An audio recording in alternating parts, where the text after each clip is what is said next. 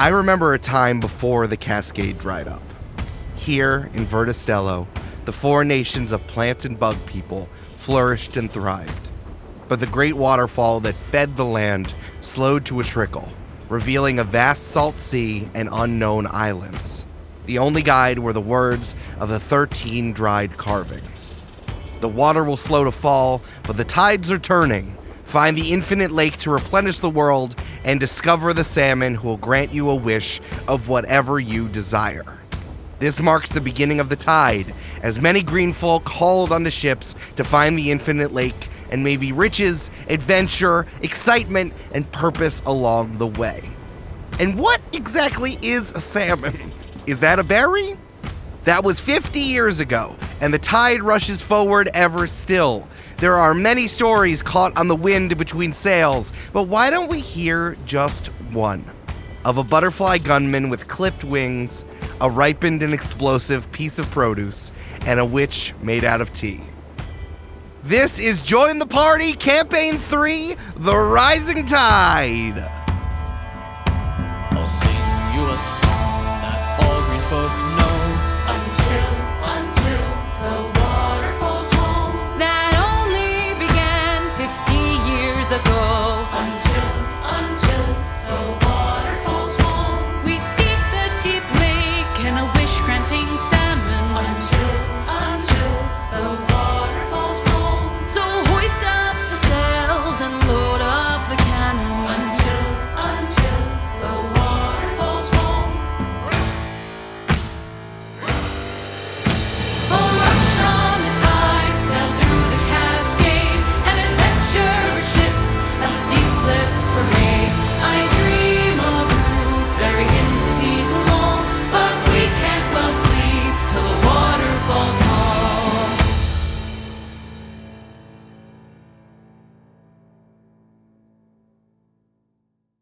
Hey, it's Julia. Eric, hi. What's going on? Oh, not much, just recording an episode of Join the Party, Oh, weird. Yeah. Why am I here? Yeah, I don't know. Send in your stand-in who does all of your recording for you. Yes. Yeah, that is a good point. We are here by ourselves. Let's just make sure that no one else is on the call. Julia, can you say the secret word? Pistachio. Okay, we're safe. We're in the clear. All right. Yeah, We're good. Yeah. So yeah, Julia, I would love to, see something that happened to Cammy a little while ago. Oh, okay. Something I've been thinking about, and we've definitely been talking about. I'm trying to play it cool, man, but you're ruining my vibe. Yeah. So yeah, the rising tide, the era that we're currently in of pirates in the Great Salt Sea, it happened 50 years after the Cascade dried up. So I would love to take a look at something that happened to Cammy. ACD, after the Cascade dried up. Let's say ACD 3 or 4. Huh, okay. Yeah. I'd love to take a look at your hometown, where Cammy's from. Let's look at the farming village in the open fields of Fruit in Hand. Because, of course, a fruit in the hand is worth 2 on the bush. Sure. That's the full name of the town. They just shortened it. It is. But sometimes, people from out of open fields don't understand the importance of full names. So they're just like, fine, you could just call it Fruit in the Hand. It's okay. Yeah. Maybe in open fields, maybe they don't have the same idea of days that we do. Because it's like, the whole country is very into farming and is the main reason why their existence and their whole world kind of revolves around farming and the religion and the community that builds around that. So I guess it's a regular working day for Cammy and the people of Fruit in Hand. I think the first thing that happens is that the eggplant rooster crows at 4 a.m. as soon as the sun peaks over the horizon, which is, entirely flat. Just plots as far as the eye can see. What do you think Cammy does as soon as she gets up? I think it's chores. Sure. When the sun rises, it's time for chores. And it has been stressed to Cammy how important it is to keep up with maintenance of the farm and everything like that, because the world relies on open fields in order for it to survive. People wouldn't have food if the people of open fields did not farm it for them. Pa Cassis and Ma Cassis. Like, Amity, you make sure to pet the fern cows very nicely. You know Bessie was having a hard time last night, hasn't eaten anything for 2 days.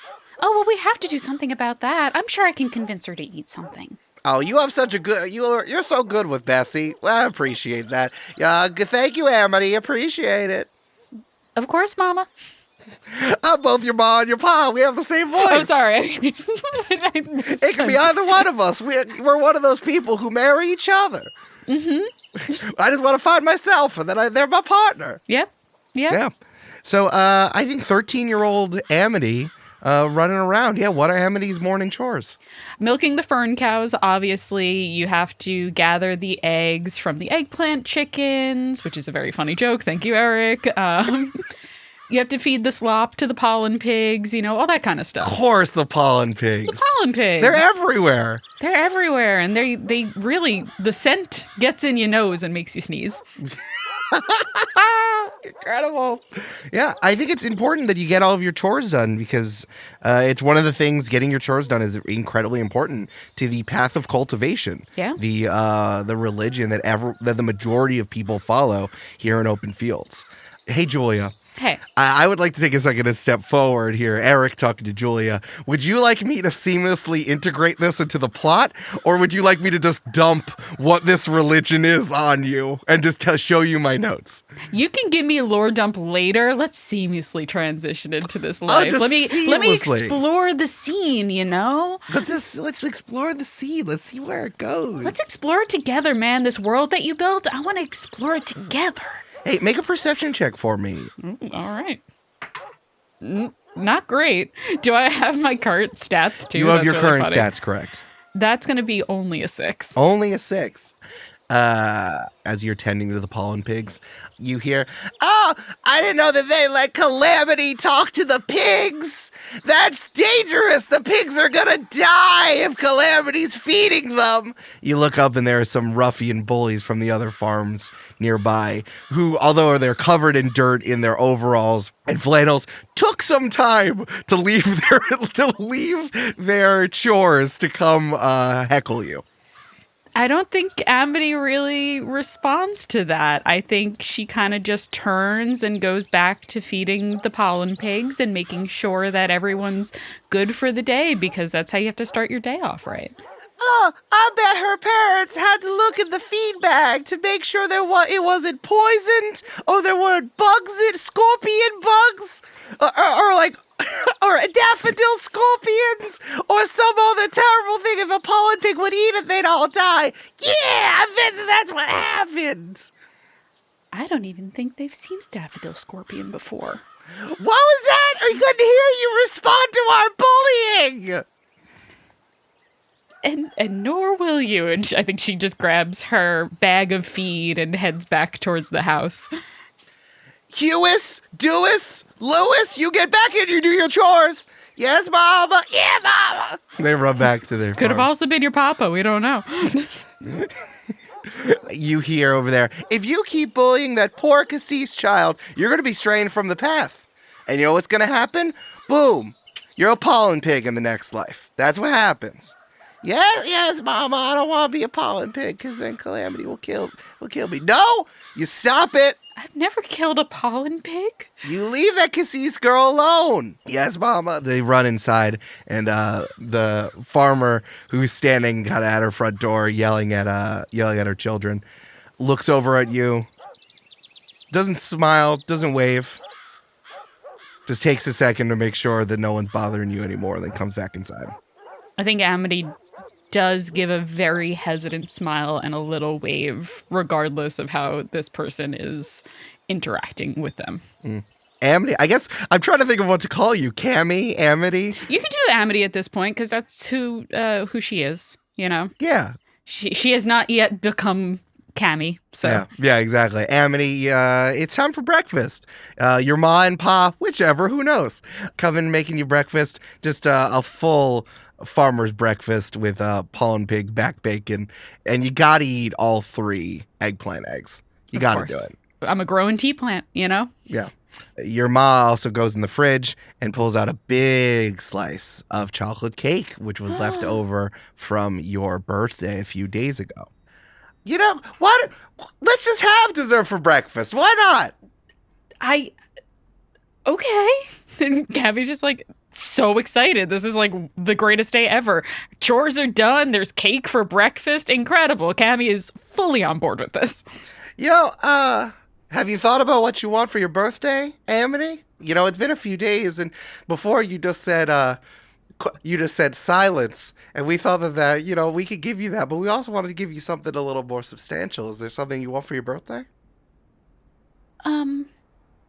You know, I was, you know how I went over, I need a kid name. Eric, give me a kid name. Oh, silence.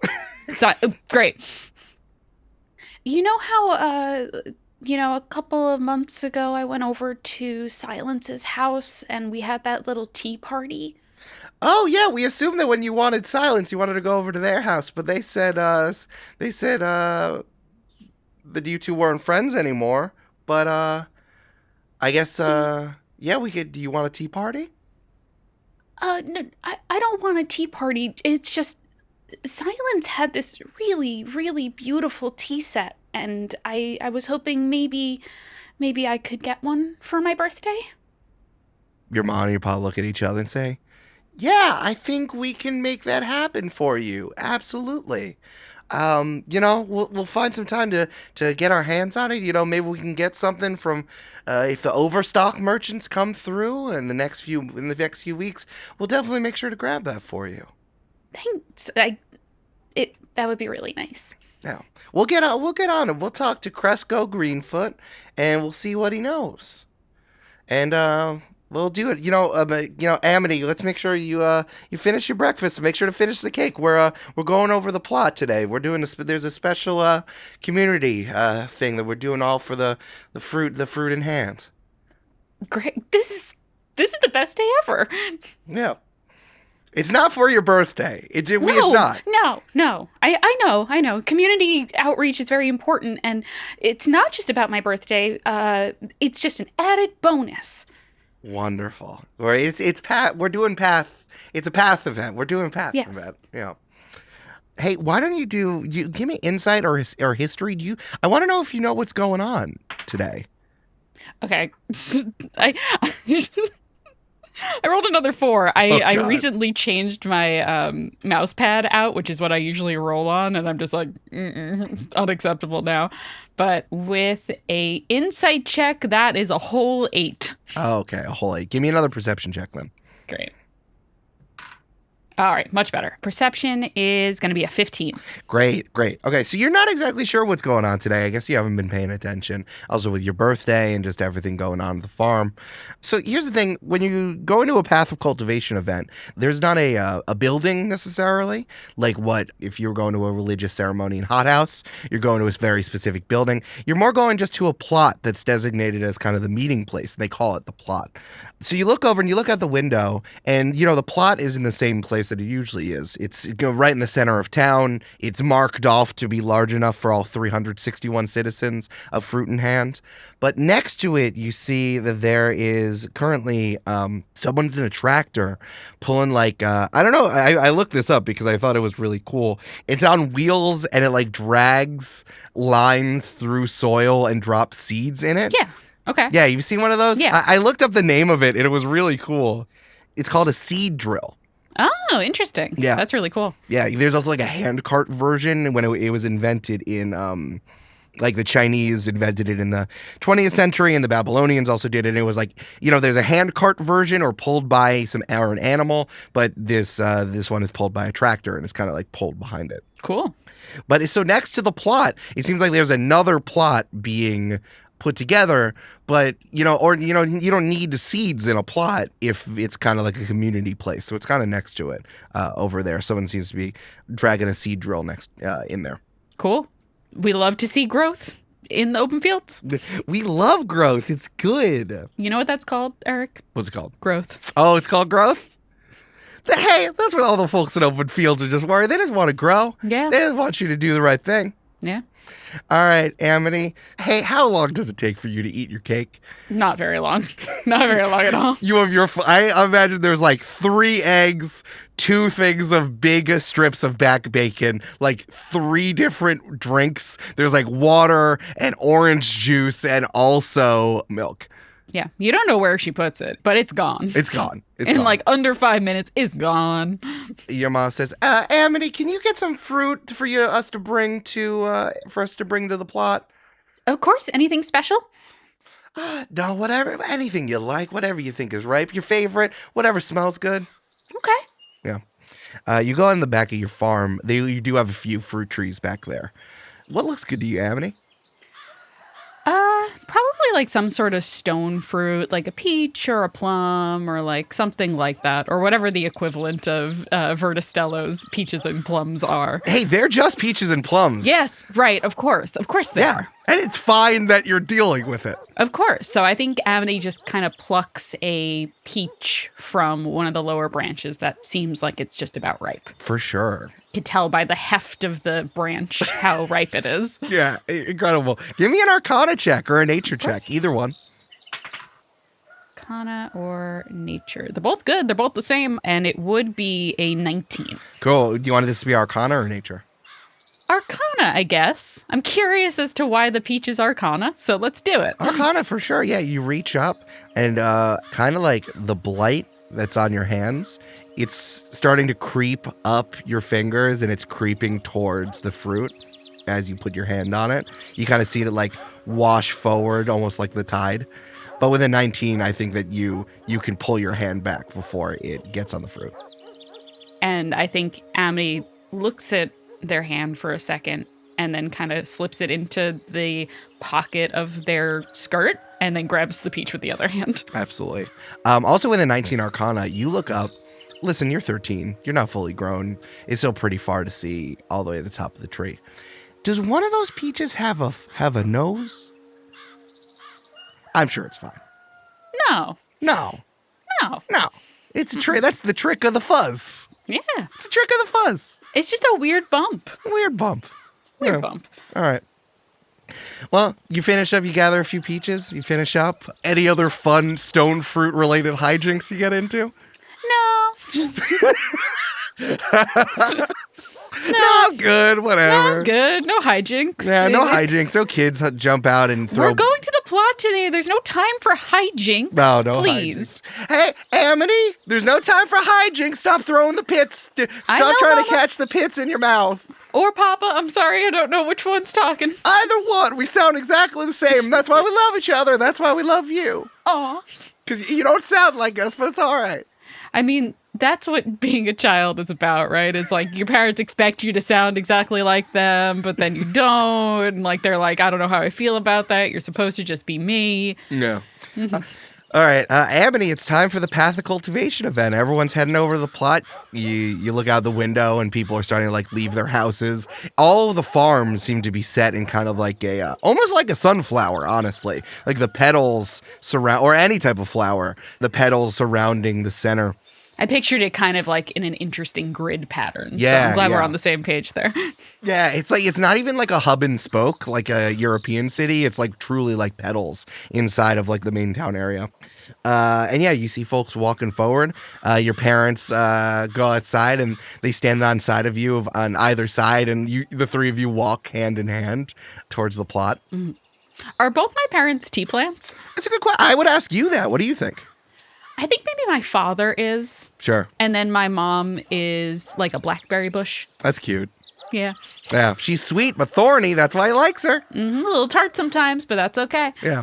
Like, it's wild that they sound exactly the same. Yeah. Yeah. Sometimes you just find someone, you know, they're from a different background, but you just gel so well together. Yeah. Give me an insight check as y'all walk to the plot. Ooh, nat 20! I feel like this is going to be bad. Yeah. It's a bad nat 20, I feel like. The 3 of you are walking, and like every day for the last 5 years, you feel the unmistakable chill radiating off of every single person. And with the nat 20, I would love to just cut quickly to 5 years ago. Little Amity, 8 years old, running through the woods. What game are you playing where you're running through the woods? Oh, it's just hide and seek, Eric. With the other kids, hide and seek's a classic, tried and true child game, and it's somehow better and creepier in the woods. Of course. And you gotta hide deeper and deeper in the woods so that all of your friends can't find you. Of course. Yeah. You are running full speed through the woods.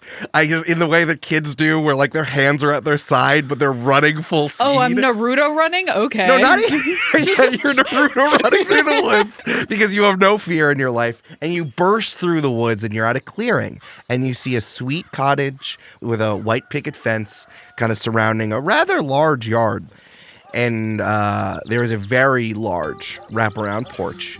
And sitting on the wraparound porch in a massive, it is both gnarled and shined, like someone grabbed it from a tree itself, maintaining all of the knobs and holes in it, and just turned it into a chair, and then buffed it with sandpaper and with lacquer as much as possible. Sitting on that chair is a large, like 6'4" old rutabaga woman with a slouchy hat pulled down over her face, and she is lightly snoring in the chair. Well, this is the perfect place to hide. All right, where are you hiding? So this is how I picture open fields, while there's property lines, everyone leaves their doors open and unlocked. It's like, welcome, come on in. I know there's a gate there, but don't even acknowledge the gate. So I think Amity picks up the latch for the gate, lets herself in, and goes and is gonna hide underneath the wraparound porch.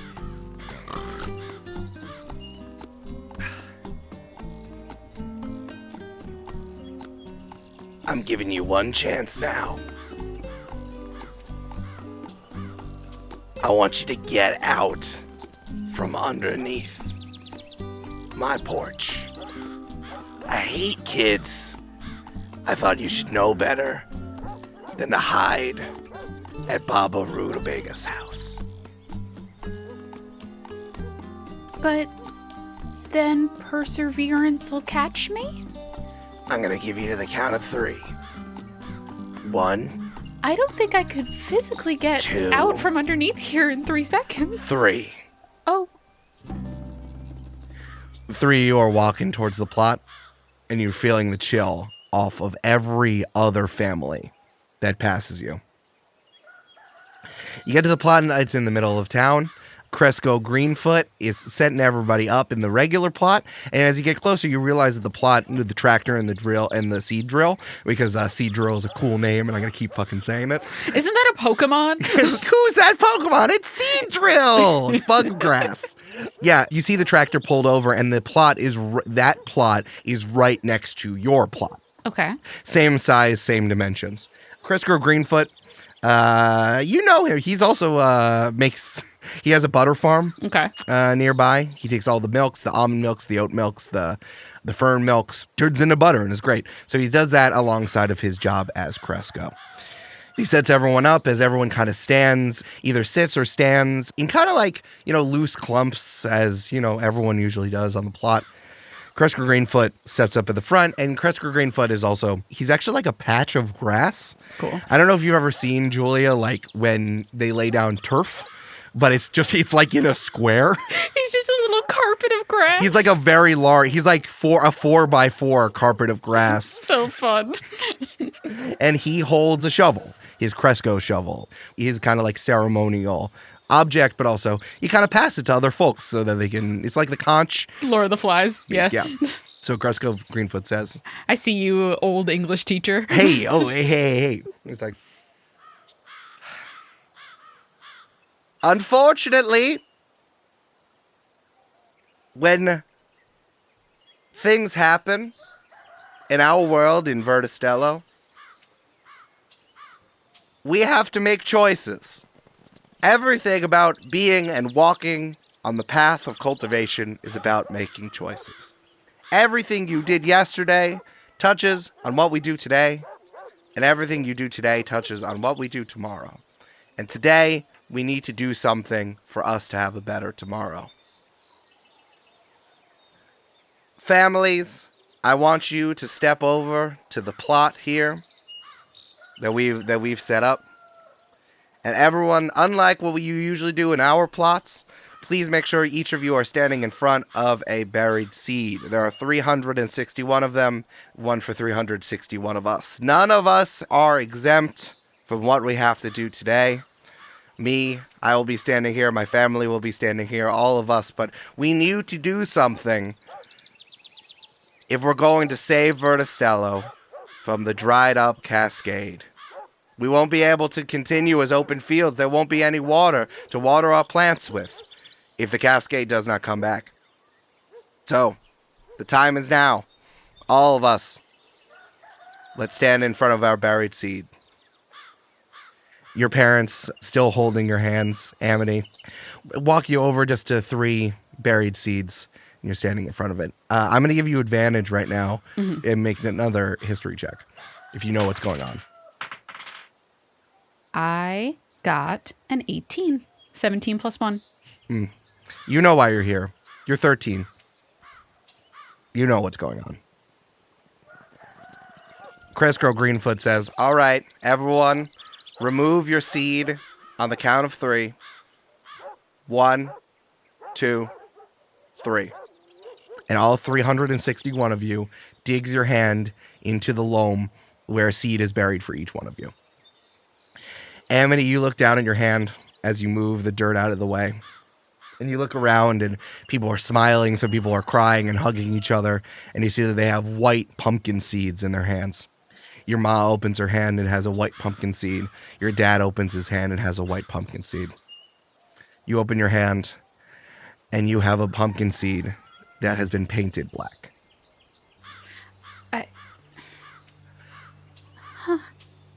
Eventually people start to look over and be like, Calamity has the seed. Calamity has the black seed. I knew what was happening. I knew this would happen. Of course. Again, Calamity has the black seed. I think I look at my parents and I don't know what to say. Your dad looks away, but your mom can't stop looking at you, and there are tears in her eyes. And she says, that's how we walk the path. If that's what happens, that's what happens. You still have a choice, Amity. As Cresco Greenfoot steps forward towards you. And the sun is high in the sky, and the full shadow of his 4x4 grass plot hangs over you. It's hard to be almost on the verge of tears and also look at a man that's just a 4x4 piece of grass. True. That's why he got chosen as Cresco. He undercuts it. You have a choice, Amity. You can leave now and never come back. Or the path can be hard. And will make you. Leave the open fields. Do anything else, but do not come back. The black seed says that your roots, and if it chose you, we all know the blight that you've brought here. It touches our soil, it touches the green folk, and it touches the plants, and it must also touch the Cascade. What do you do? I don't understand. Did I do something wrong? The Cresco steps closer to you. Either leave now, or you have chosen the harder path. I think Amity, her fist closes around the black seed. And as we've talked about, the way that now Cammy's magic tends to manifest is like watching steam rise from a cup of tea with sunlight streaming through it. So I think that... Sorry, I'm emotional. Hold on. So I think that as she closes her fist, that light and that like little wisps of steam kind of release from it. Mm-hmm. And then when she opens it back up, it is a tiny little like dandelion bumblebee. Sure. in that way that like dandelions are kind of like the spore version of dandelions, the fuzzy little part of the dandelion. the wig bite puffy one.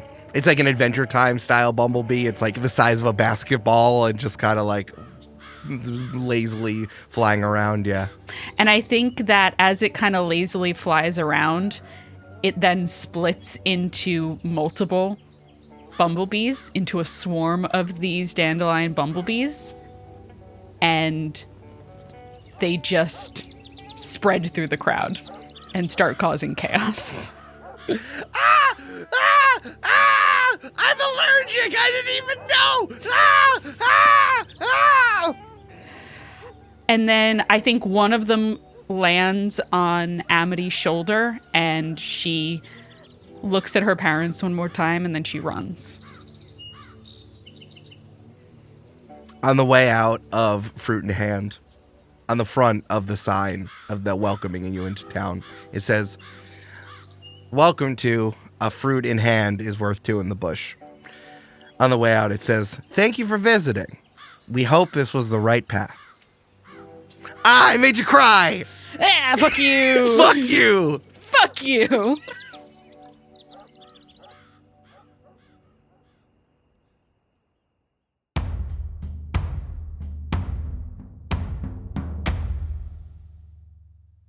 Hey, it's Amanda. One very cool thing about this episode in particular is that I and the other players are listening to this episode at the same time as you. We didn't know what each other was recording because we did it separately. And so I have not heard this episode except for the part that I'm in either. And I think that is pretty amazing. I am enjoying even more than ever listening to this and reacting live with you in our patron-only Discord, which, by the way, you can join and be part of the most hip-hoppin' place on the internet every single Tuesday at patreon.com/jointhepartypod. Now, we are recording this a little bit in advance as we were just at PAX East this past weekend. So I will thank all of our new patrons next time. But in the meantime, if you want to be part of the very special slew of people that I will be thanking next time, join us at patreon.com/jointhepartypod. Now, it's been a minute since we have talked about the incredible merch available at jointhepartypod.com/merch, so I just wanted to give you a little tour of all the stuff that's available. Several of you have asked us where you can get the Campaign 3 theme song, the sea shanty itself, and make it, like, I don't know, every single notification sound possible on your phone. Hey, the answer is jointhepartypod.com/merch, where you can get the Campaign 3 theme for a mere $1, as well as, by the way, the one for the Camp-Paign with that fabulous crow cawing at the end, and the other versions of the campaign theme song as well for campaigns 2 and 1, as well as the party campaign soundtrack. So that's the campaign 1, all the original music Brandon made for that campaign, and his D&D DIY sound kit with a bunch of like soundscapes and things that you can play out loud for your table or over your remote tabletop while playing with a group. It's incredibly good. Eric has made a ton of adorable phone backgrounds. We have ones from the OTA in Campaign 2. We have a wallpaper bundle of character art from Campaign 1, including Sweet Alonzo and the Fidopoulos poster, Oatcake, Tracy, and B-Gay Do Crimes. And we have a number of adorable pins and stickers and Hello, My Name Is and My Superpower Is, which people have used at real corporate retreats, by the way, not to mention. We have enamel pins. We have January dice. We have the Mountain Lobsters hat. We have a number of posters, and you know them, you love them. All of the wonderful things Eric has written, from No Capes, our D&D reskinning and superhero guide, to our world book for Campaign 2 in Lake Town City, all the way to the More Monsters to Mash Monster of the Week bestiary. There is seriously so much to enjoy. We are so proud of all the stuff we have there. And hey, we may have new stuff coming down the line, but you know what helps us make cool new merch is buying our cool existing merch, because the more we sell, the more literal room we have in DFTBA's warehouse to make new stuff for you. So whether you are buying it for yourself or a friend, your notebook, your water bottle, your laptop, go to jointhepartypod.com/merch. This week at Multitude, we have, as always, plenty going on. And did you know that Julia edits Queer Movie Podcast? This is a queer movie watch party hosted by Rowan Ellis and Jazza John. You can join them as they research and rate their way through the queer film canon one genre at a time. From rom-coms to slashers, contemporary cinema to black and white classics, Queer Movie Podcast is a celebration of all things queer on the silver screen. They have new episodes every other Thursday, and you can check them out by searching for Queer Movie Podcast in your podcast app. We are sponsored this week by the great D&T, where I hope several of you have already ordered your tea using the promo code JOINTHEPARTY, which gets you not only 10% off and free shipping, but an exclusive Cami Cassis sticker. Now, D&T is a values-driven company focused on selling high-quality tea with exceptional customer service. And I can attest that chatting with Travis and the whole team over there as we were getting this special partnership ready has been an absolute dream. They are the sweetest folks. We got to hang out with them in person at PAX Unplugged a few months back, and they were just amazing. And since they started in 2019, they've gone from a small company scooping tea into paper bags at conventions to now having like barcodes and branded packaging and partnerships with podcasts like us. So exciting. Of course, you can check out everything they have to offer, from their tumbler to their D20 tea strainer to their fabulous tea mixes. Under Dark and Chill remains my favorite at dandtea.com. And again, use code JOINTHEPARTY for 10% off, free shipping, and an exclusive Cami sticker. Go ahead, we promise. Check it out. Finally, this show is also sponsored by BetterHelp. There are a lot of things that make me want to look back at my backstory in a retrospective episode and think about the people that I spent time with and the stuff that motivated me to go on the journey that I am doing today. But you know what? It is scary sometimes to kind of face the great unknown of myself by myself. And so that's why I really appreciate that I get to check in with my therapist each week about the things that are bringing me joy, the things that are challenging, and the stuff I just need help with as I learn stuff about myself and sort of create the map that will lead me to my next couple weeks and months and years. And when I was having trouble finding a therapist in person, especially during early lockdown, when I wanted to obviously meet with people remotely, but not all therapists were yet offering that, BetterHelp was a real lifesaver. If you are looking for an easy way to start therapy, consider them. They are convenient, entirely online, and a really easy way to start therapy or give it a try in between other options. Discover your potential with BetterHelp. Visit betterhelp.com/jointheparty today to get 10% off your first month. That's BetterHelp, HELP.com/jointheparty. And now let's get back to the show.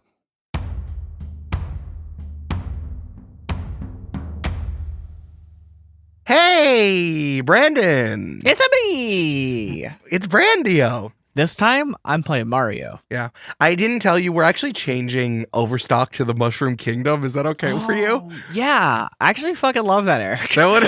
Yeah, fuck the Crags. We're doing the Mushroom Kingdom instead. Well, listen, it's just us, buddy. It's just you and me. Oh, you just want to like hang out and talk about sports or something? Yes, we will do that for the majority of our time here. But I just want to make sure that no one is on the call. Brandon, can you say the secret word? Oh, yeah. Kumquat. All right, yeah, we're good. Okay, we're Great. set. Great. Yeah. So the ships that ride the tide, this like pirate era that started once the Cascade has dried up. The stuff that we're doing now is like 50 years after the Cascade has dried up. I've decided to call it ACD after Cascade dried up.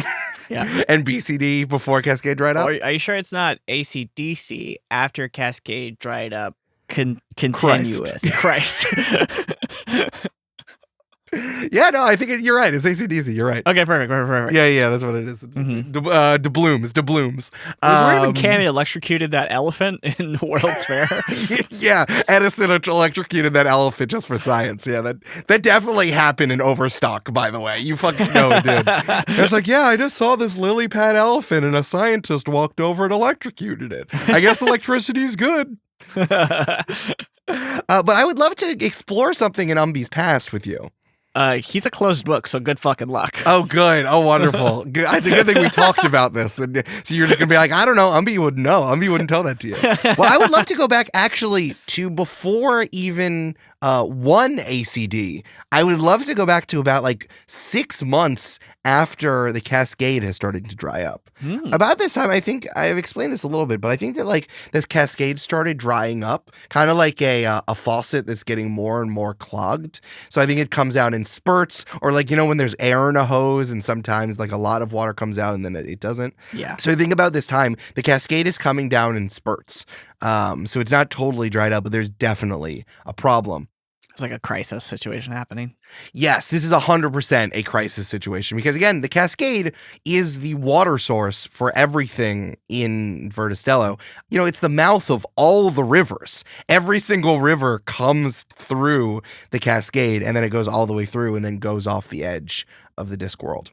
And I think that there's an emergency session has been called for the Council of Overstock. And Umbi is an alderman of one of the neighborhoods of Overstock. Overstock, we've talked about this, like it's kind of divided into, you know, wards if you're from Chicago or New Orleans, or just like, you know, districts. Yeah, and districts. Thank you, districts. And I think that everyone has like an alderman, which is their like kind of like mini mayor, is what I understand from people from Chicago. They tell me, and everyone has to come to a session, which is in the capital city of Overstock, the stacked city of Skyreach. Where is Umbi living? And tell me about the district that he represents. I will. Umbi is from the district of Brassica, I think, maybe. Hell yeah. And it's a pretty like average, I think, town within Overstock. Like it's nothing sort of special, nothing sort of not special about it, like good or bad. Sure. The people there just kind of like are average citizens, want to live a life, want to try to find the planter in the best way they know how.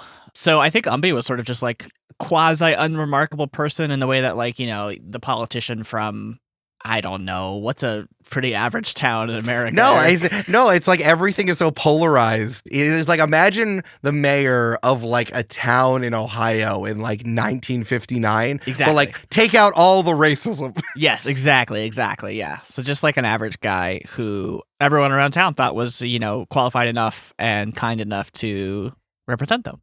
Yeah, I like that. I think that there's definitely votes. I think Umbi's maybe had this alderman seat for like a few, whatever. Mm-hmm. I don't know. Maybe they vote every 3 years and Umbi's won a few times in a row. I like the idea that, like, especially in Overstock, which is such like a kind of like spiritual vibey place, there are still like regular places, but like they living in like a vibey area. Like I imagine like some towns or small cities in like the Southwest. And I don't want to name states because like Arizona is so fucked in various ways, like politically in terms of government. But like, you know, in like, yeah, we live in the desert and people come here and do ayahuasca and, you know, there's spiritualism and all that stuff. And we live in like a weird area, but we still have like towns and schools and places. And we still have like commerce, especially everywhere in Overstock has merchants running around everywhere, taking the local stuff from one place and doing it somewhere else. Yeah, you still got to pay taxes, you know? Yes, exactly. Those seedlings aren't going to propagate themselves, you know? I mean, true, 100% true. I love the idea of like on Umbi's way out of town, he like stops off at his local favorite food place in the Nebraska district. What is that? Oh, you know, he loves a good rotisserie shawarma style stop and go kind of place, but it's just like a hot fruit that you slice off. Oh, sure. Pieces of. I love the idea that it's like jackfruit, you know? Yeah, exactly. I like that. Like an al pastor set up like it's a jackfruit, but it's a jackfruit with a little jackfruit, a little pineapple on top. Exactly. And you slice off pieces and just put it in like some sort of, you know, bread thing. No, I really like that. I think that you stop off. Hey, Brandon, what's this place called? Oh, you know, it's called Jack's Jackfruit and Jack and Fruit Emporium. Sure. Jack's Jackfruit and Jackfruit Emporium. Yeah. See, you stop off at Jack's and you pull up. I think there's a car. I mean, you could have some sort of like, if you want like a seahorse instead, like a seaweed horse instead. I don't know. I'm not like, you know, I think cars or whatever sort of vehicles you get around are chill by me. I think, not to know but you, but I think. No, it's fine. I think Umbi, for two reasons, wouldn't or maybe has a card but wouldn't use it very often, at least. One, because he needs to look or wants to put off the vibe of the everyman, right? Because he's, the politician. But two, in Overstock, people like to think, and there's no better time to think than walking around the city. Of course. I like the idea that everyone needs to walk there. Like it's, even though it's government, it's like a religious pilgrimage, 100%. Yeah. And like if you're to any function early, then you fucked up because you didn't take enough time to think on the way there, Brandon, that's that's real. That's very real. I love the idea. So you stop, you have your whole backpack set up. You're about to walk. And I think like Brassica is also like not close to the capital city as well. So it's going to be a long journey. You stop off at Jack's and there's a sign in the front that says none for today, exported all jackfruit plus water shortage equals I'm all out. Signed Jack and Jessica and Jackica. What? No. And I think Umbi's gonna like knock on the door real quick. Is Jack there? Hey, I told you we don't have any jackfruit. I know, but I just wanted to ask if there was anything I could do for you. Oh, it's Umbi. Oh, Umbi. Sorry, I thought people have been banging on my door all day. Hold on. I get it. Your jackfruit's so delicious. I think that Jack is actually a bouquet of lilies. He has 4 heads of each of the flowers, kind of all bound together, and he has like 2 arms and 2 legs. Jack is gorgeous. Jack's a hottie, I'll tell you. That's why Jack does so well. Like, Umbi, thank you. I thought you were going to be out of town already. I'm on the way there, but I didn't realize it was this bad. Is it really bad? It's this bad. I mean, we have the expectations that we got to ship out. That's where we make the majority of our money, from exporting and, those craggish guys, they love jackfruit. They do. They like telling you about it too, huh? They always send back a sword for me saying, good job, Jack. But, with the water, it's like I could only have so much jackfruit. I'm running out. All right. Thank you. I'll bring Where are you this up going? Where are you going? Well, I'm going to the council, to the Senate. Oh, wow. Incredible. Oh, wow. Just like, if I could give you some advice just as a kind of jackfruit guy to another fruit guy. Absolutely. Yeah. Just, listen, you do it all the time, but just, stand up for us. Make sure that our voice is heard through you, The whole point of representative is you are all of our mouths. I will. Is it okay if I share your story? Oh, please. I'd love that. Just make sure they describe me as incredibly attractive. There's no other way to describe you, Jack. Incredible. All right, Umbi, hold on. Jack leaves for a second and then comes back with like a little container. And he opens it up and there's like 1 portion of jackfruit. Oh, no, I couldn't take that from you. Oh, come on. I eat it all the time. I actually wanted to have something else. I wanted to have a fern cow burger instead. I can't eat this stuff, please. Thank you so much. That touches my my seed, I'm not touching the seed, even if you are an alderman. It's a heart. It's the heart is a seed. You get it, No, I got it. And he gives you like a bro hug where he like does the fist on your back. Yeah. When he like, hugs you. Hell yeah. And I think that you make the pilgrimage. I think that they also call it the pilgrimage to Skyreach for the emergency council meeting. What do you think about on the way? What do you take your time? I feel like you must prepare yourself for what you're going to think about on the way. Yeah, I mean, I think he's thinking about everything, right? He's thinking about water shortage, the food shortage, how that's going to affect his people, but not only his people, but everyone else around Verda Stello. He's trying to think of solutions for it. He's trying to think of the most equitable way to divide the current water supply.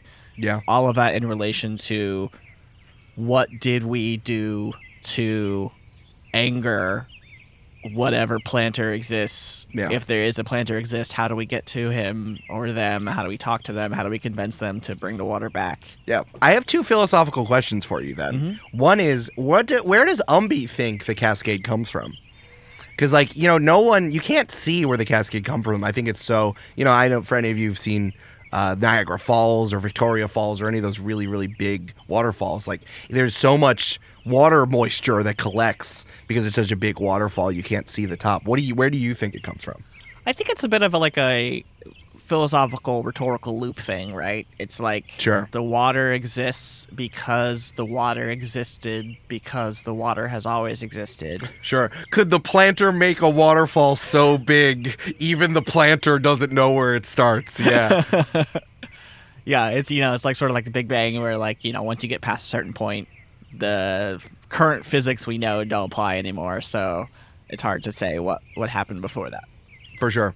And the second question is, has Umbi been thinking about the carvings in the basin of the Cascade and the salmon? I think with the spurts is that some people have started to read it, and it's still dangerous to look at it, but some of the more radical folks have thrown themselves in front of the waterfall to look at the thing about the idea of the infinite lake and the witch-granting salmon. Oh, totally. I mean, like, that's definitely an option of how to fix this crisis. Like, even though we don't know what it is or where it came from exactly, like, there's no reason why we can't send parties out there. So it's definitely like a notch in the old option belt. Sure. No, I understand. Incredible. Yeah, I think that this takes you like 6-7 days to walk from Brassica to Skyreach, and you can kind of see the massive stacked city, just incredibly tall and brilliant green, stretch over the horizon as you go over a hill, and you know that you're like you'll get there by the end of the day.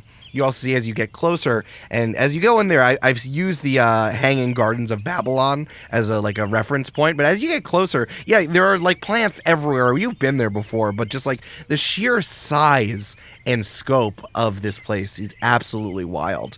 And I think as you get closer, you also see that like there's little sprinklers everywhere. You lived in LA, like even during droughts, like didn't people like water their lawns and stuff like that? And there's always like, people are still watering the greenery everywhere and keeping it like incredibly lush. Yeah. Umbi spits on the ground. Hell yeah. All the aldermen start to walk in, and you go into the overstocked Senate room.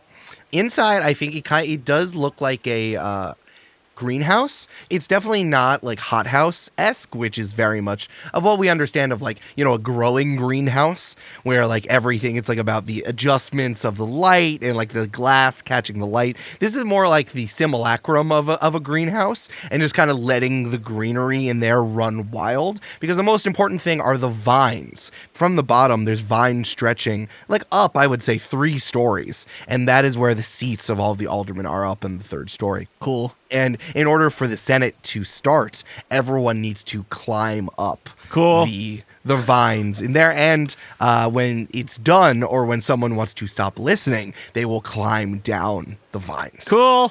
I don't know. Again, for Star Wars, the scene in Andor when what's-her-name is talking and then everyone turns off their light and leaves is like very similar. They can just climb down. I love that. So I think you get to the brassica vine, you pull up, and I like the idea. It's like suspended, almost like in the bower of a tree. Like everyone has like a little desk that they like a chair that they can sit at, which is like propped up in the bowers of like this tree that's at the top of this very incredibly opulent and overgrown greenhouse. I think as he's waiting for the session to start, Umbi is sort of setting down his samples of soil and various materials he collected along the way there. Hell yeah, dude. Labeling them lovingly.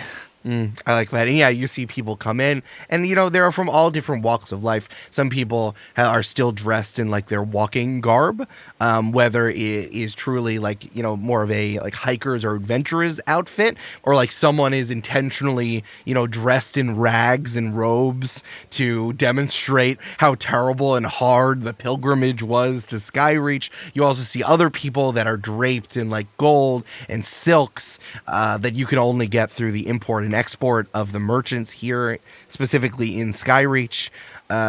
Maybe you look over and you see someone's chair. They've replaced like their desk and chair put out by the Senate, and it's like been built by the folks over in Hothouse. It's like a presidential desk and a big overstuffed chair. Be like, hey, that's not what mine is. What is the leader of the Senate called? Like, is there a speaker?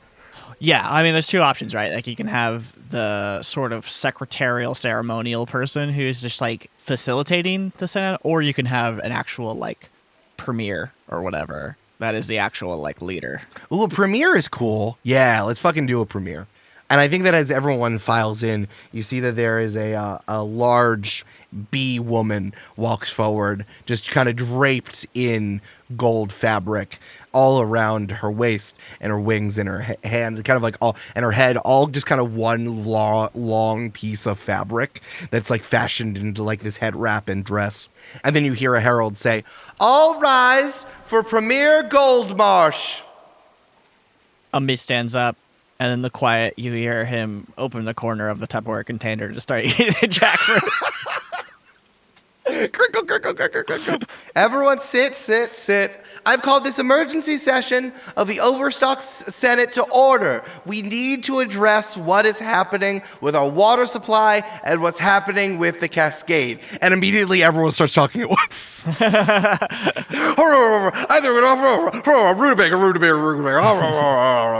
Are those the rutabagas talking to each other? Yeah, the rutabagas are talking to each other. Peas and carrots. As the peas and carrots are leaning over their desks to talk to each other.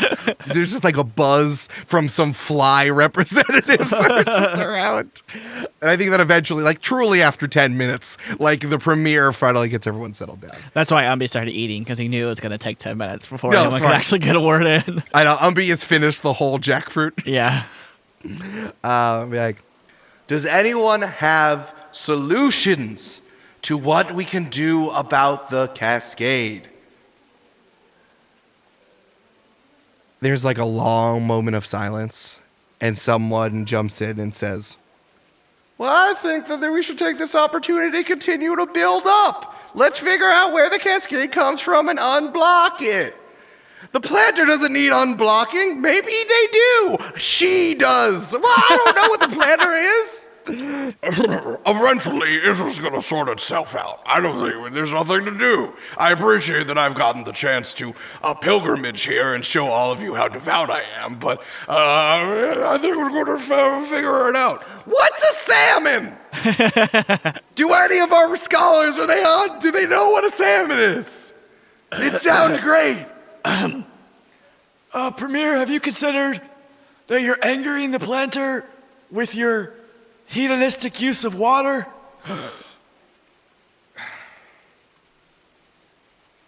Alderman Umbi, Yes? you've taken a ripe moment to accuse me of using too much water. I would give you the opportunity to save face and change your tact.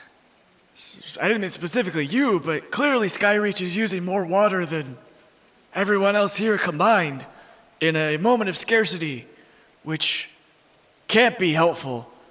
And I mean, not to change the subject, but have any of your away parties found any evidence of this infinite lake or the salmon? I don't know that it actually even exists. So I think maybe it's time to start rationing. And I think that starts with Skyreach. Hey, make an insight check for me. This could be anything. A 6? 6. This is a great idea. You're speaking truth to power. I hope it doesn't sting me. That's what the peas and carrots are saying. Oh, this is going to sting Umbi. Alderman Umbi, I understand your concern. What? She moves the microphone closer to her mouth. I understand your concern about rationing water, but the Senate needs to show stability in times of emergency. Let's not jump to conclude. We have solutions and ideas, but not something that would scare the citizens of Overstock of what they have put their trust in us to do. We do the thinking, we do the rationalizing, so that they can continue to think and philosophize. Premier, with all due respect, the people aren't scared. They know what's happening. And maybe Skyreach needs to set an example for everyone else to follow. Bro, I've talked to my constituents. and they all seem to think that we have it under control, and the greenery of Skyreach is something that makes them happy. Well, Premier and Sir, respected alderman from the town of Cabbage Town. I am Alderman Cabbage, and I represent Cabbage Heights, the richest neighborhood here in Overstock. Well, respected Premier and fellow Alderman Cabbage. I like that it's just cabbage. It's like you're talking to someone who came over on the fucking Mayflower. It's like my name is Georgia because that's the last name of my great grandfather. On the way here, I went to stop off to get some provisions for the road, and my good friend, longtime friend, and provider of the best jackfruit wraps in all of Overstock, Jack of Jack's Jackfruit and Jackfruit Emporium. I forget the title. No, that was it. You got it. He's out of jackfruit. We've exported all we can to help maintain our standard of living, but there's not enough water for him to grow his jackfruit. And that's just one example of the hardships faced of the citizens of Overstock. They're not stupid. They're not blind. They can see what's happening. It's literally right there. It's a giant waterfall. Make another insight check. Use a good dice this time. There we go. 16 plus 2 for 18. Incredible. With an 18, you can see that some people are starting to climb down. It's vaguely grouped in the Senate by area of Overstock. You can see that all of the people in the representatives from the neighborhoods of Skyreach and from the suburbs of Skyreach are starting to climb down the vine. Alderman Cabbage has slid all the way down his vine. Maybe he stumbled a little bit at the bottom. Yeah, he fell. He fell really hard. But then everyone's like, "Oh, what a slight!" And you notice that even as you speak.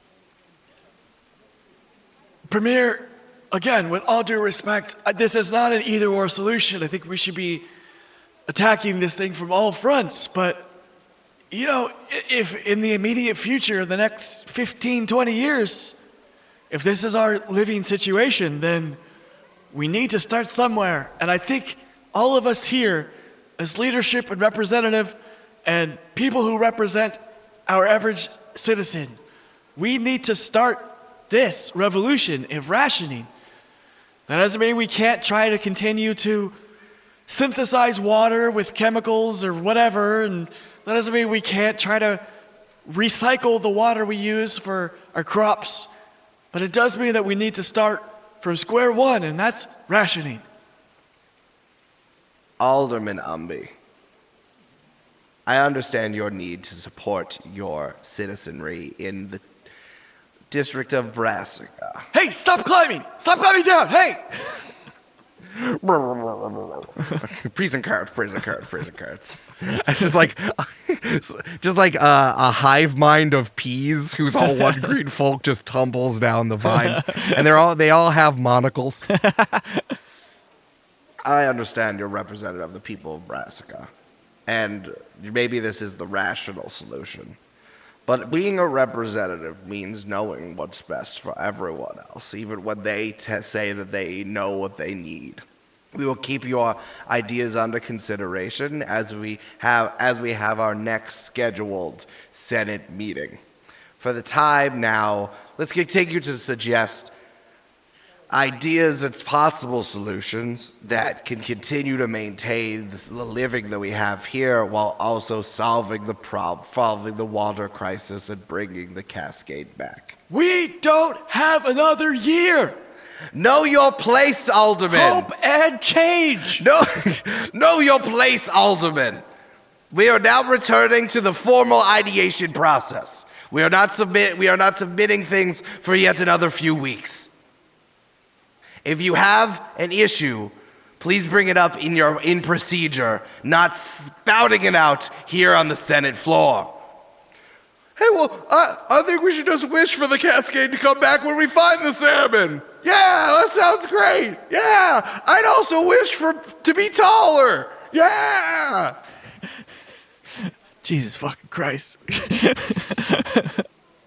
Planter, help us.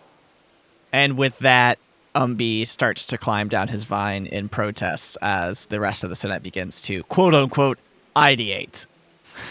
Which means they bring out the goblets of water and nectar and buffet of food. Just so much wine. There's so much wine. So much wine. And you can see as goblets of dark wine and of sparkling seltzer get poured in each individual alderman's goblets. Umbi, you walk out of the room into the real sun outside in Overstock.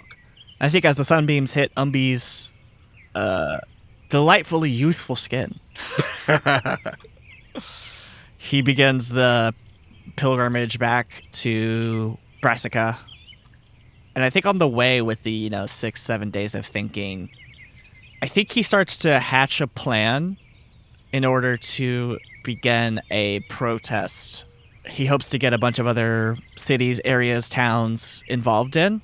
He wants to get people to sign on board to start rationing, and he hopes that if he can get enough people to start doing it, he can put pressure on the Premier and the Senate in order to enact it as a official plan. Yeah, to bring it to a vote. Yeah, for sure. And in the meantime, while they don't do that, he hopes to stop exporting stuff to Skyreach, like agriculture and food and wine and stuff. I like the idea. As you're walking back on a long path back to Brassica, I think that we get a shot of Umbi's incredibly youthful face. You take one look back, and the plants in the stacked city of Skyreach have never been more green.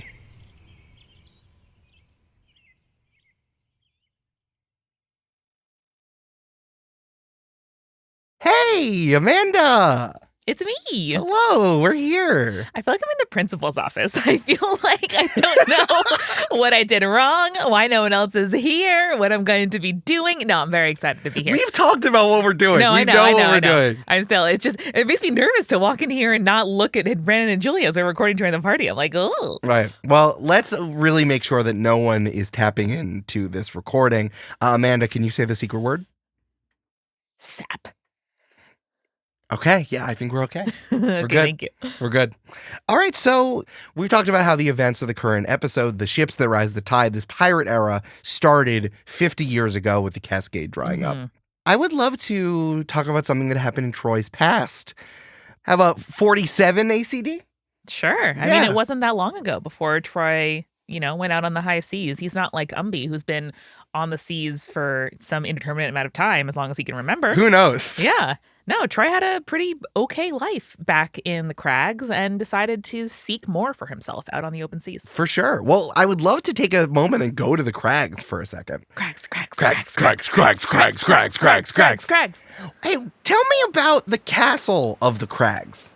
Yes, the Castle of the Crags is one of those that from afar you almost can't even tell it's a castle because it's so built in with the landscape. You know how Icelandic architecture and Scandinavian architecture, it'll be built into a hill with just a little bit of glass peeking out, but there's actually a whole house under there. Yeah, I'm also thinking of Mordor. Yes. When it's it seems like the castle or the whole city is built into the side of a mountain. Yeah. Exactly. And so I think this is a, glacier shaped or, volcanic ash carved hill, which has a half submerged under the ground and half above ground, just sprawling network of caverns and rooms and thrones and approaches and all kinds of things. And I think because the political dynasty changes over so often, people just store shit and then die before they can get it. Yeah. Start secret passages, find new ways in and out constantly. There's no map of the whole thing because everybody's records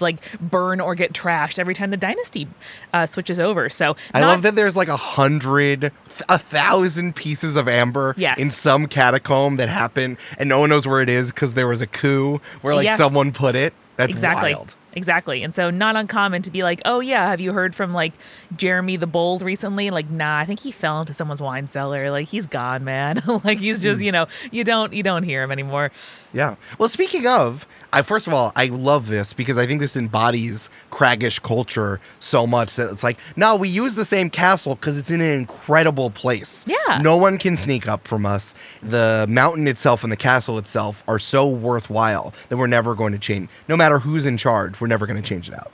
Exactly, yeah, and it's like well defended. It's almost like via an isthmus. I can't say Sure. that word. Like it's on like a peninsula where it's like very well, like someone chose it because it's the best place for a castle to be. And so even if you're a new ruler, who says you're going to be there long enough to knock down the castle and try again? You'd never do that. It's there. Use it. I think the other thing about it is that it's on the edge of Verda Stello. Yes. Verda Stello is a disc world, and there is an edge of Verda Stello, so in a very like Game of Thronesian sort of way, you can throw people off the mountain into space. I think so. You can't get stuck up on because there's nothing behind you. No, if we had someone coming up the edge of the world, that would be a much bigger problem than the castle defense. But yeah, and I think, the mist, the fine mist of the waters kind of falling off the edge, I imagine it very silently, actually, of the disc. Oh, versus I like love the crashing that. of the waterfall. Just water continuing. Yeah, it's like the cascade starts in the middle, right, and it flows all the way down through, I think, the major river of the crags, which again, I can only imagine that there's a craggish outpost of like a house of water crash or something that's at the mouth of the cascade where it's like incredibly dangerous to be. It's like living on the side of like a very powerful part of the Nile of the Amazon. Yeah. And like that's where they live. And of course then it goes all the way down and ends in this isthmus at the edge. At the edge. I go, oh, is that what it's called? The castle? The castle's called the edge. Absolutely. Yeah. The castle's called the edge. It ends at the edge and just falls off the side. That's awesome. Yeah, I think it's quiet. There's quiet mist, and that also means that the castle is covered in algae. Of course. Just like a wonderful mossy algae-y, maybe like a little bit of like reeds or ferns here and there, almost like covered in the bluish greenish pulsation of new life coming out of rocks, which is what the crags are all about. I mean, unfortunately, if this is 47 ACD, there's not a lot of algae on that thing. I think a lot of it has died off, and there's even less and less water following off the edge. And maybe they dammed it up because they need that water. Yeah, probably once upon a time it was like a beautiful and brilliant green, and now all of that has been like dried out and fossilized almost. And so it's like brown and gray and not the thriving landscape it used to be. Yeah. And I think if we look at the top of a parapet, we can see that the craggish flag, the royal purple, black, and whites with the sprout coming out of the center of the V. We see the craggish flag flying, but below that is the flag of the House of Breakstone. Because who is currently the ruler of the Crags at the moment? The current ruler of the Crags, of course, Eric, it's Hyperion the Haggard. Hyperion the Haggard? Yes. Oh, God. I guess that's what happens when you do a coup when the Cascade is dried up. You are very tired. Yeah. Hyperion the Haggard of the House of Breakstone with the Breakstone flag flying. Instead of the white of the V, it's yellow, and the sprout that he's usually just bursting forth from the center is bursting forth from a boulder. Exactly, from a broken rock. That's the family breakstone. And Troy serves them, not faithfully, but, with a medium amount of enthusiasm, because it's just a job, man. And he can be replaced tomorrow if he dies in service. And that is what Troy is up to in 47 ACD. I love the idea that, like, we have this drone shot of the whole of the edge, and we see the flag, and then we turn to the right, and we look in through a parapet, and inside are 9 young green folk snoring loudly. Snoring loudly and dead to the entire world. And this is the barrack bunks of the palace guard. Yeah, and Troy is sleeping fully dressed, like you may remember. He's been doing it for years. Sleeping with not the same crossbow that you see. I think the palace guards carry more like staffs because it requires a lot of, negotiating uneven ground. And they also don't want the guards that well armed because, again, who can say who will be poisoning whose drink or sticking a knife into whose side at any given point. I like the idea that you have slingshots too. Like that's the best you do. You have staffs and slingshots. That totally makes sense. Yeah. So I think He's got a slingshot on his belt, and his staff is laying next to him in his bunk as he snores, though the wings are also curled up back here because that's where you learn that having a big old delicate surface exposed is a great way to get yourself shot or get your wings moldy, which is hard to come back from. Yeah. Especially because, next to you there's like a broccoli person. There's a broccoli person who has like a big rash all over their crown because they did not take care of themselves. Oh. Yeah, but you look around and there are 9 young green folk, all about the same age as Troy. As Troy was already a young green folk when we saw him 3 years ago, even so. Yeah, I think Troy's probably just over the age of majority, like just kind of into the workforce age. Sure. The coup happened pretty recently. I think the Breakstones only took over 6 months ago or so. And so they're just settling in where, much like the palace or seat of government in your country here on Earth, there are some staff that stay in between, like the cooks and the delivery people and, the folks that maintain the grounds. The farmers, growing crops for the ruling family, whoever they may be. But the guards were all new. And so this is like month 6 of boot camp. Yeah. Oh, yes. And you'll see that it's boot camp because the door to the barracks swings open and a stately looking banana with bruises and cuts and a big mustache comes in holding a trumpet and blows it in the face of the broccoli. And everyone jumps up and some of them start screaming. Yeah, Troy jumps to his feet. I'm awake. Ah! Hey, Lefty, you can't yell like that. They're going to yell at you. Hello. Attention! Sir. This is the sorriest group of palace guard that I've ever seen in my entire life, and I have seen 55 years of guards folk, over 74 ruling families. It is a disgrace. Now, I wish that Hyperion the Haggard had kept some of the guard from before instead of just killing all of them outright. That I, Commander Cavendish Hart, would have a better crop of guardsmen to deal with, but instead I have the terrible likes of the 9 of you. Troy shifts in his boots. Oh, I'm sorry, Riptide. Did I give you permission to move? Sir, no, sir. Oh, sorry. Maybe I should talk to you like you are a little lava. I, Commander Hart, sir.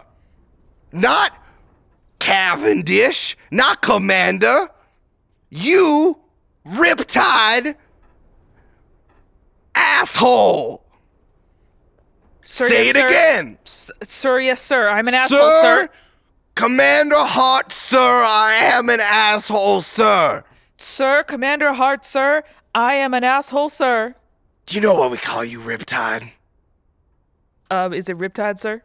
Commander Hart, sir? Yes, you are Riptide. Do you know why we call you Riptide? Yes, sir, I do, sir. Tell me why.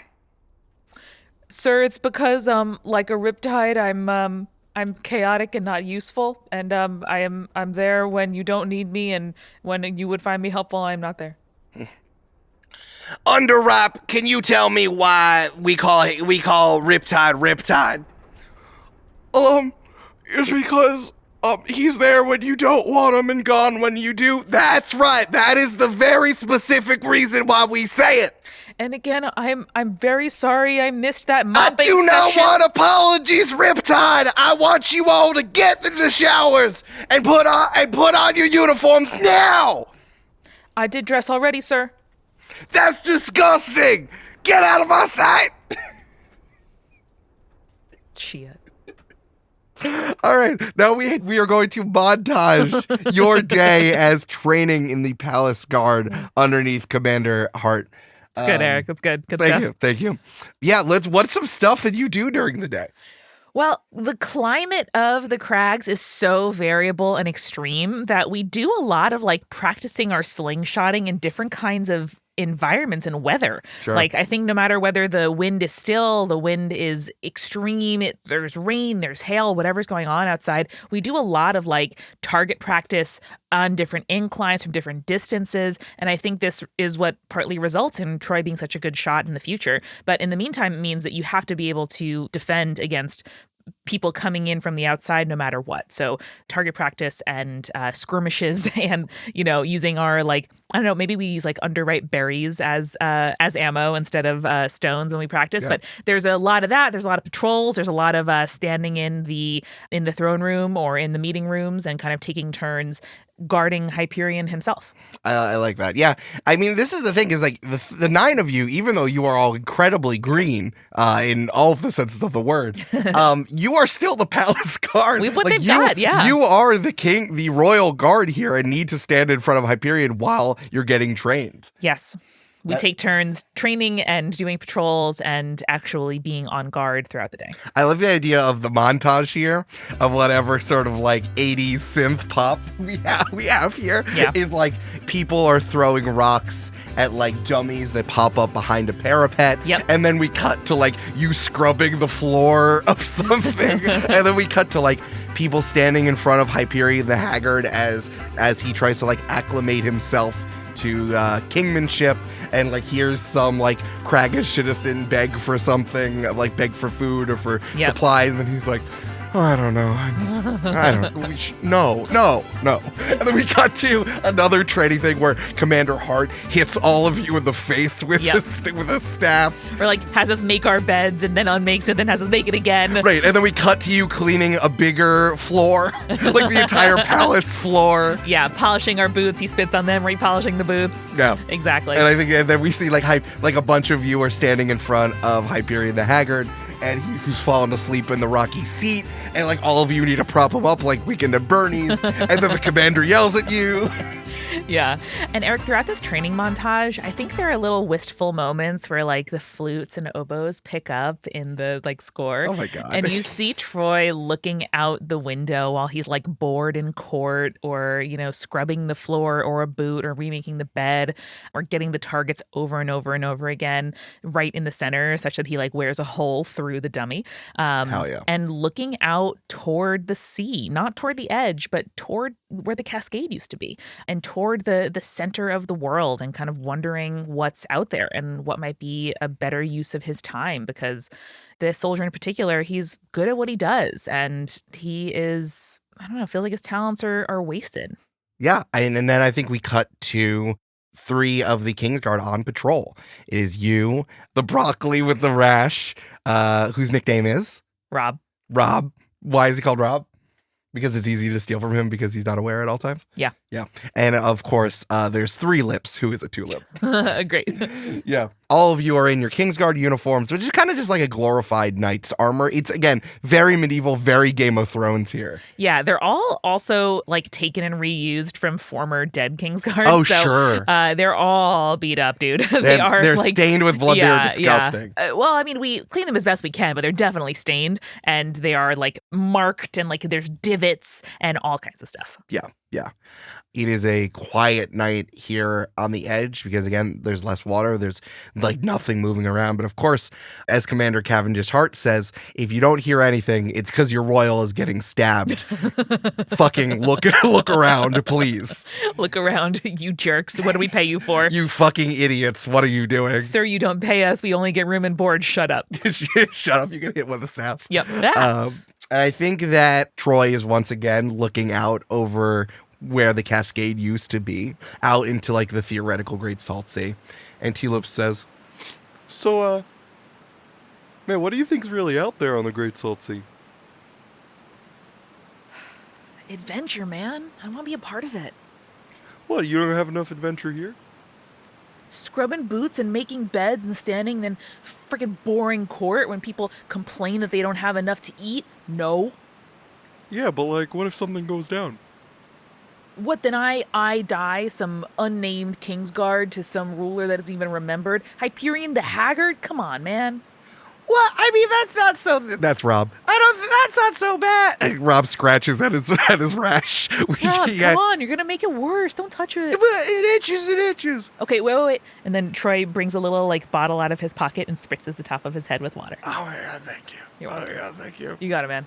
I mean, like, you know, that's not so bad as royal nicknames go. Remember, like, Jimmy the Unnamed Queen? Didn't even have a name. We didn't even know her name, so we just called her Jimmy. She was queen for like 3 seconds, and she was a baby. That's why she wasn't named. No, I know. It's listen, I'm not trying to get you all down for your choices either. It's a good life. I don't think it's the life for me, man. And I don't want to be distracted and let one of you get hurt or get like yelled at by the big banana and make your lives worse with me being distracted. Like I feel it. I know. Listen, the target practice is easy to me, but you're a great shot, Troy. Oh, thanks, man. I But, love you. Thank you. I love you. Spritz. Oh, I Feels nice, right? it feels so It's good. good to be moisturized. Why don't you talk about that more? What? You're gonna go out there? You're gonna figure out what a salmon is? What even is a salmon, and how do you wish on it? Nah, you tell me. What's a salmon, man? I don't know. Salmon's like pine cone, like a Sure. really small pine cone. Yeah, Yeah, it could be. that could be. I don't know. What do you think a salmon is? I think And how do it's- you wish it? I don't know. I think a salmon is like the flower that grows up on Rob's head when he needs a haircut. No, come on, come on. Gotcha. That really was a funny joke, Kingsguard. Who the hell are you? Turn around. I think you're standing on like the castle wall, and you see 3 hooded figures have snuck up behind the 3 of you, and 2 of them have daggers at the throat of Rob and Three Lips. Oh shit. Troy grabs his staff, like pokes it forward, and takes a step forward. Oh no. Oh, a staff. That's so daunting. If only I had some sort of sharpened metal in order to cut it with. As the hooded figure pulls out a broadsword and like slashes at you. I missed both times, so as the figure swings at you, you're able to get your staff up and goes cling, cling at the last moment. The end of the staff is definitely pointy. It's like one of those, like sharp knife on a stick. Yeah. Can I try to get the sharp end against their neck? Absolutely. Yeah, just roll to attack for me. It's only going to be a 9. You try to maneuver your way behind the figure, and again, they swing at you with a broadsword and be like, oh, I wish I had a better weapon. Fuck you, I'm in training. Oh, I guess no one really cares about what the palace guard is doing. You're so disposable. Like the bark on a tree that molts, or the shell of a bug folk that molts, or the skin of a tomato that you peel off before you make sauce that you could molt. Ew, what's your obsession with molting, man? I don't have an obsession with molting. I have an obsession with Sounds like you have wood an obsession with and power. molting. the three figures drop their hoods, and it's 3 termite ruffians. Oh my god. Yes. The one close to you has a cut over their left eye, and long hair tied up into kind of like a warrior's like bun. We're only the first wave, man. If you get past us, there's dozens of brethren behind us. I don't care. And neither should you. This is the vicious cycle of living on the crags. Yes, the breakstones have it now, but maybe the wood feast, the wood feast, will have it next. But then the hard shells, the brackish, the House of Orange, the Order of the Vine, I don't care. I will kill any one of you to have a moment on the rocky seat. It doesn't matter. It just doesn't matter, and you matter even less. As the main wood feast swings at you again. Yeah. Can I counterattack? It lets you a strength check. Like you're holding your staff Oh, up. sure. Yeah. Okay. I got a 15? Ugh, I got an 11. Oh, yeah. The main wood feast baddie slices through your staff. Troy's going to let himself fall to the ground Okay. as his staff uselessly, scatters in 2 pieces. Yeah, 2 to pieces. both It sides. falls Yeah, off yeah, the yeah. side of the castle wall. Useless. And he skids back, and Robin and Three Lips are still held by daggers. Do what he says. We're not ready for this. Oh my god, man, have some dignity. No. So Troy shakes his head and in one fluid movement grabs a dagger out of his boot and throws it at the main wood feast, saying as he does, "My favorite part about wood is that it splits." I'll give you advantage because that was tight as shit. Yeah, thanks. Oh, why am I rolling like dog shit? It's only a 9. All right, you can roll again because it bounces off of something. Okay, so I have Ricochet. When I miss with an attack and don't have disadvantage, I can use my bonus action to re-roll the attack roll. Yeah. So how does it miss and what does it bounce off of? I think the Wood Feast is so taken aback that I also have a woody repartee that they like move their head back like, "What did you just say to me?" And that means that the dagger flies right past their face. The hilt of it hits against the like low sea wall behind them. Yeah, of the castle wall, yeah. Exactly. And flings backward. It bounces back. Yeah. Give me another baby. tag. Come on. 19 plus, thank God, plus 3 for a 22. With a sickening crunch, the dagger ricochets into the back of the main wood feast's head as the green folk falls to the ground. Troy jumps up, one of those cool like karate jumps where your arms don't touch the ground and you just like jump up with your back. Oh yeah, you kick up. Yeah, thank you. And looks down at the fallen comrade, shaking his head, saying, "Obsidian will beat wood every time, my man." Jesus Christ. While you were saying that cool line, the other two tried to stab your friends, but I rolled a 1 and a 2. Oh, no. So Three Lips and Rob finally remember their training and throw both of the other goons off of the castle wall. Nice. Thanks, Troy. Maybe I don't know if I don't know what we're doing here. We're not here to protect anyone. We're nothing. You are something, man, and you are something in training. I'm not going to shame you for being afraid, but gotta work through it. You gotta imagine what you would do. Wasn't it cool when I said that thing and then killed that guy right in front of you? Yeah, it was really cool. You can do it too, man. We'll work on it. Listen, private lessons, okay? I'll practice coming up from behind you, practice insulting you, and then you can get me to dagger point. All right, thanks, Troy. I really appreciate it. Troy. Maybe you should be, King Riptide one day. Oh, God, spare me. Sit in that meeting room all day? Nah, man. Yeah. I'd rather be on the Great Salt Sea. I bet the rocky seat hurts your butt after a while. Right? It looks very uneven and wet. Yeah, always wet. It's always a little bit wet. Why is it always wet? I don't know, I man. don't know why it's I don't wet. know, man. It sucks. But listen, before I go, I'll make sure you got some daggers of your own, okay? You always gotta have one more than they think you do. Well, where are you going? Well, I think today solved it. I gotta go. I gotta be a pirate. I gotta find that salmon, give it a haircut, man, and bring it back for us. For us. Not for these stupid ruling families take over, kill everybody, fire everybody, change over time after time. I'm tired of it. It's a great life for them and a hard life for us. What the hell is that about? The Cracks is more than that. I'm going to find that salmon. I'm going to tell it. Well, I'm going to ask it.